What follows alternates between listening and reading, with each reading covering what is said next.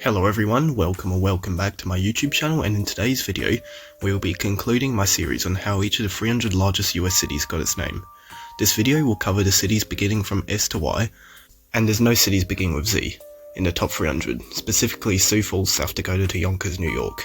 Now if you want to see the other 5 parts, there will be a link to all of them down below in the description, and there's also going to be timestamps for each city down in the description as well. Anyways, let's get right into this video. First up, we have Sioux Falls, South Dakota. The name is actually a combination of the word Sioux, which was chosen after the native Sioux Indians, and the word Falls, which was chosen after the waterfalls along the Big Sioux River that runs through the city. Next we have Sparks, Nevada. Sparks was simply named after John Sparks, who was the governor of Nevada between 1903 and 1908. Next we have Spokane, Washington. Spokane was named after a tribe that used to inhabit the area called the Spokane tribe, which translates to Children of the Sun in English. And we've also got Spokane Valley, also in Washington. Spokane Valley was named after its location along the Spokane River and also being located in a valley, thus the name Spokane Valley. Next we have Springfield, Illinois. Springfield, Illinois was named after the Spring Creek, which runs through the area of present-day Springfield, and the name was suggested by the wife of one of Springfield's first residents. Next we have Springfield, Massachusetts. Springfield was named after Springfield, England, because it was the birthplace of the city's founder, William Pynchon. Now Springfield, England in turn was named after its surroundings, which consists of springs and fields.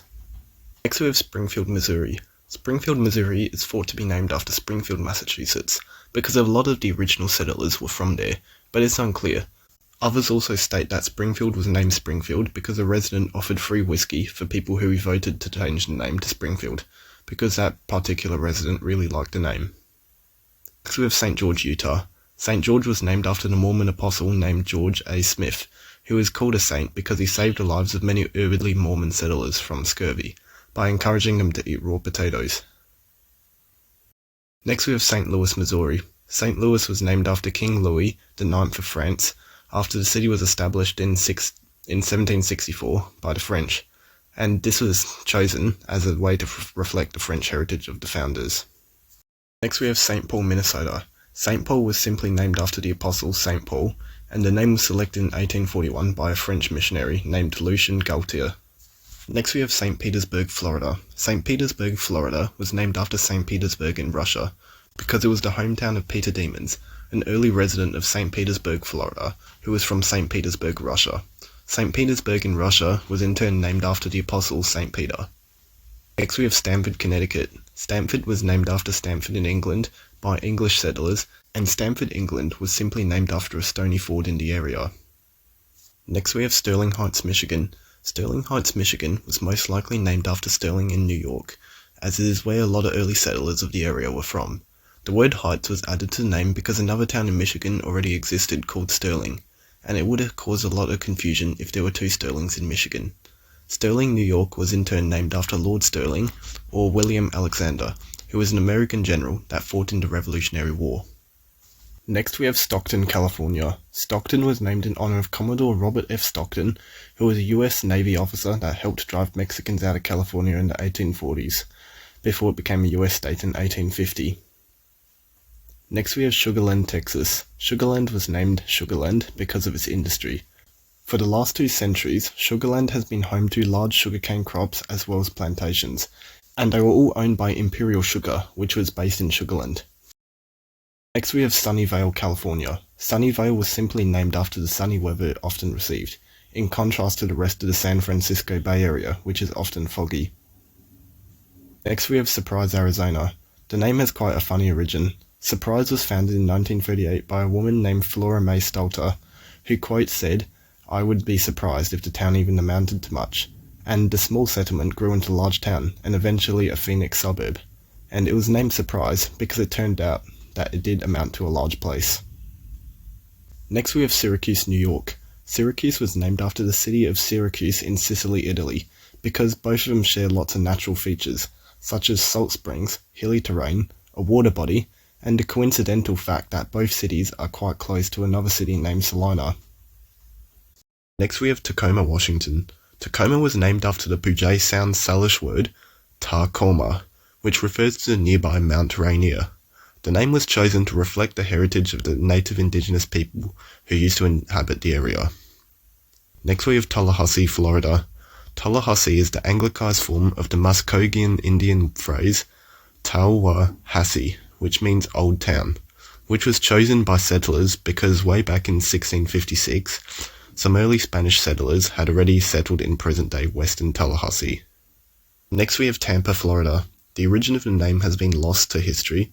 However, there are several theories to how the name Tampa came to be. The first theory is that the name Tampa is a Calusa Indian word meaning burning sticks, which is used to describe the lightning that is often seen in the area during storms. The second theory is that Tampa is a Creek Indian word for nearby place, and the final theory is the name is a Seminole Indian word meaning wood. I think the first theory is the most likely because Tampa is very well known for its frequent lightning storms. Next we have Temecula, California. The name is a word from the Louisiano Indian language which translates to sun place. The name was chosen because it describes the climate of the area very well and also reflects the history of the area. Next we have Tempe, Arizona.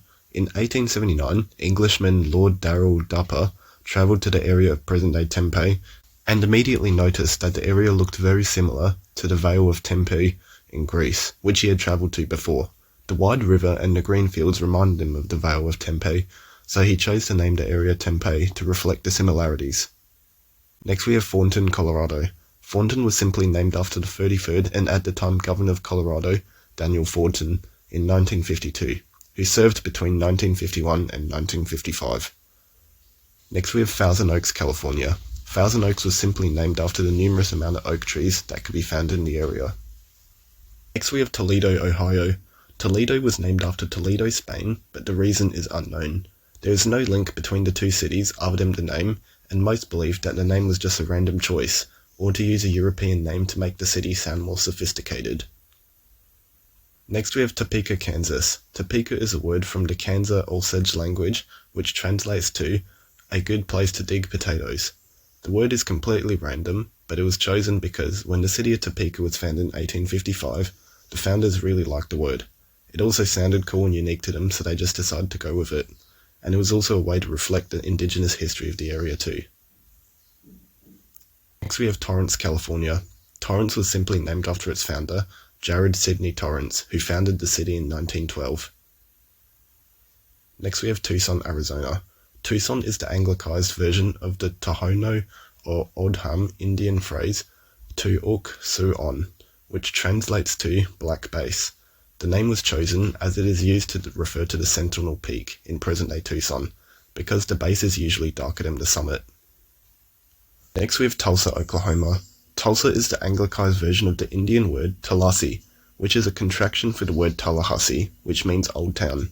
The Creek Indians had a settlement in Alabama called Tulsa, and the name was transferred to their new Oklahoma settlement when they were forced to leave Alabama. Next we have Tyler, Texas. Tyler was named in honor of former US President John Tyler because of his support for the admission of Texas into the United States. Next we have Vallejo, California. Vallejo was named after the Californio General Mariano G. Vallejo. However, I cannot find any information on why the city was named after him. Next we have Vancouver, Washington. Vancouver was not named after Vancouver, Canada. In fact, both cities were named in honor of George Vancouver, because of his highly extensive work charting and mapping out the Pac West coasts, and his highly detailed maps of the area which he created. Next we have Ventura, California. The city was originally named San Buenaventura after Saint Bonaventure, a Spanish missionary. Father Junipero Serra founded Mission San Buenaventura in 1782. The name was shortened to Ventura in 1887 because the name was easier to print onto railway tickets than the original much longer one. Next we have Victorville, California. Victorville was established in 1885 as a settlement alongside the Santa Fe Railroad, and because it was established by the Santa Fe Railroad subsidiary, California Southern Railroad, it was named after the at the time California Southern Railroad construction superintendent, Jacob Nash Victor. Next we have Virginia Beach, Virginia. The city has a beach, so it's self-explanatory. Next we have Visalia, California. Visalia was named after Visalia in Kentucky, because it was the hometown of an early Visalia, California settler named Nathaniel Weiss. I tried to find out how Visalia, Kentucky got its name, but I can't find anything. Next we have Waco, Texas. Waco was simply named after the Waco people, who were an American Indian tribe that inhabited the area prior to the city being established. Next we have Warren, Michigan. Warren was named in honor of Joseph Warren, who was a Revolutionary War general that died during the Battle of Bunker Hill in 1775. Warren was also one of the founding fathers of the United States. Next we have Washington, D.C. Washington, D.C. was named in honor of the first US President, George Washington, in 1791, which is a very fitting name for the capital city of the United States. Next we have Waterbury, Connecticut. Waterbury is simply named after its geography, as the area where Waterbury was settled in 1674 was home to many waterways. Next we have West Jordan, Utah. West Jordan was named because it is located just west of the Jordan River. The Jordan River was also named after River Jordan in the country of Jordan, because Mormon settlers thought that the two rivers looked very similar. Next we have West Palm Beach in Florida. Palm Beach was given the name because in 1878 a ship named the Providencia, carrying coconuts from Havana to Spain, shipwrecked next to the present-day city. These coconuts were then replanted in the area, which grew into coconut palm trees. Since so many coconuts were planted, the city was named just after the palm trees, which had become commonplace. West Palm Beach in 1894 was then founded, and the name is self-explanatory, being just west of Palm Beach. Next we have West Valley City in Utah. The name is self-explanatory, being a reflection of the city's geography, as the city is located in the western half of the Salt Lake Valley. Next we have Westminster, Colorado. Westminster was named after the Westminster University that the city grew around. It was originally called Harris, but when the city was incorporated in 1911, it was named Westminster after the university. Next we have Wichita, Kansas. Wichita was simply named after the Wichita Indian tribe, which inhabited the area of the present-day city. Next we have Wilmington, Delaware. Wilmington was named by a proprietor named Thomas Penn, who named the city in honor of his friend Spencer Compton, the Earl of Wilmington, in 1739. Wilmington also went on to become the Prime Minister of Great Britain in 1742 and 1743. Next we have Winston-Salem, North Carolina.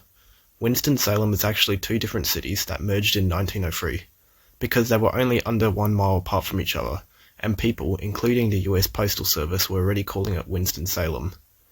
Winston got its name from being named in honor of Revolutionary War hero Joseph Winston, and Salem got its name from the Hebrew word shalom, which means peace. Next we have Worcester, Massachusetts. The exact name origin is unknown, however there are two main theories. The first one is that the name comes from the Saxon word Wergaracesta, which means war castle. This theory states that Worcester was named after Worcester, England, and that Worcester, England was named War Castle because it has been a fortified settlement in the past. The second theory is that the city was named after the Battle of Worcester in 1651, which makes sense because the British settled in the area of present-day Worcester, Massachusetts, just a few decades later in 1673. And finally we have Yonkers, New York. Yonkers was named after a Dutchman named Jonkheer Adrian van der Donk. Jonkheer was an honorary title that Donk held, which translates to young lord. The city of Yonkers was named after him because Donk used to own the land which is now the present-day city. Anyways, that is it for this video and this series. This series was very fun and interesting to make, and I hope you enjoyed it as much as I did. Anyways, if you did like this video, make sure to like and subscribe for similar content, and I'll see you next time.